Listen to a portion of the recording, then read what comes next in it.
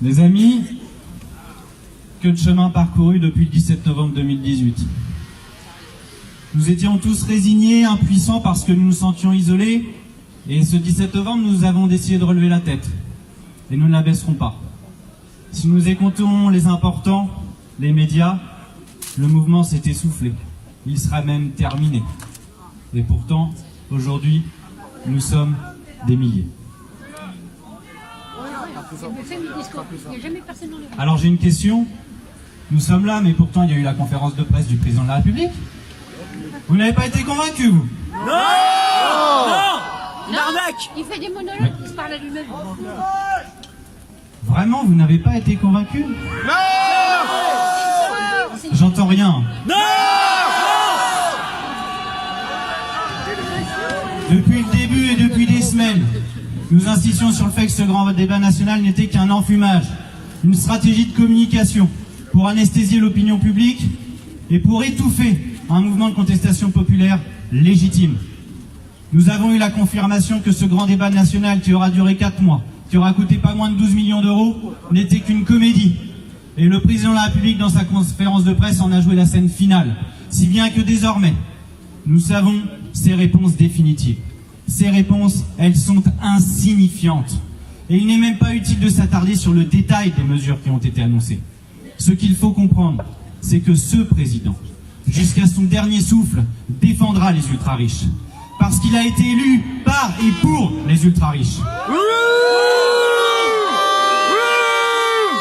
Il avait pourtant des solutions simples à mettre en œuvre. L'ISF, la flat tax, l'exit tax, le CICE. Voilà 30 milliards qui tombent aujourd'hui dans les poches des 1 ou 0,1% les plus riches, qui auraient pu être mobilisés et réinjectés dans l'économie pour que cet argent profite à tout le monde. Au lieu de ça, le président de la République, effectivement, préfère remercier nos généreux donateurs qui viennent sauver Notre-Dame. Voilà des personnes qui ont tant d'argent à mettre dans la pierre, mais aucun à ne donner pour les êtres humains, leurs concitoyens. Eh bien, nous avons récupéré sur les ronds-points la fraternité, et désormais nous allons reconquérir la liberté et l'égalité.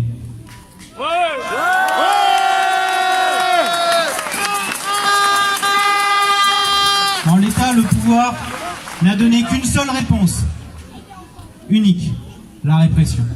La répression policière et judiciaire. Un nombre de blessés et de mutilés absolument inconsidéré. Au point même que le Parlement européen, le Conseil de l'Europe, Amnesty International et même l'ONU ont dénoncé les atteintes aux libertés fondamentales dans le pays des droits de l'homme. Quelle honte aujourd'hui La honte dans de ce la pays police, d'être gouverné par des irresponsables. Je veux dire ici qu'il faut rejeter toute la responsabilité à ce gouvernement. Ne nous opposons pas à la police et à la gendarmerie. Ces gens-là aujourd'hui sont pris en otage. Croyez-vous qu'un match entre les jaunes et les bleus est quelque chose à faire pour eux? Ils n'en ont rien à faire. Pour eux, nous sommes des gueux. Jaune contre bleu, c'est un match de foot.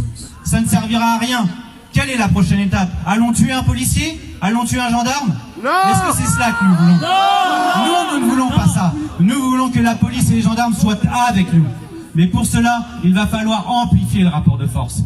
Pour cela, il va falloir amplifier la mobilisation. Aujourd'hui, en ce jour où nous sommes des milliers, je forme le vœu que ce jour soit celui qui, demain, fera que nous serons des millions dans la rue. Parce qu'il n'y a que comme ça que nous ferons céder le pouvoir. Il n'y a que comme ça que les forces de l'ordre ou les médias, qui sont les deux piliers du pouvoir sur lesquels il tient, se fissureront et se retourneront. C'est maintenant qu'il faut agir, c'est pas demain, c'est pas dans 3 ans parce qu'ils continueront à nous faire les poches, à commencer par les réformes de l'assurance chômage, à commencer par la réforme des retraites, où on nous parle d'un magnifique projet où la retraite serait par points. Hein, vous serez contents, vous aurez plein de points, mesdames et messieurs, beaucoup de points, à n'en plus finir. Simplement, ce qu'on vous dit pas, c'est que la valeur du point, elle variera. Et donc votre retraite ne sera plus garantie. Donc elle sera inférieure et vous serez obligé de vous garantir auprès des assurances privées. Voilà le projet d'Emmanuel Macron de tout privatiser. Et comme vous le savez, quand tout sera privé, on sera privé de tout. Alors non, nous ne voulons pas de ce projet, nous voulons une société juste et fraternelle.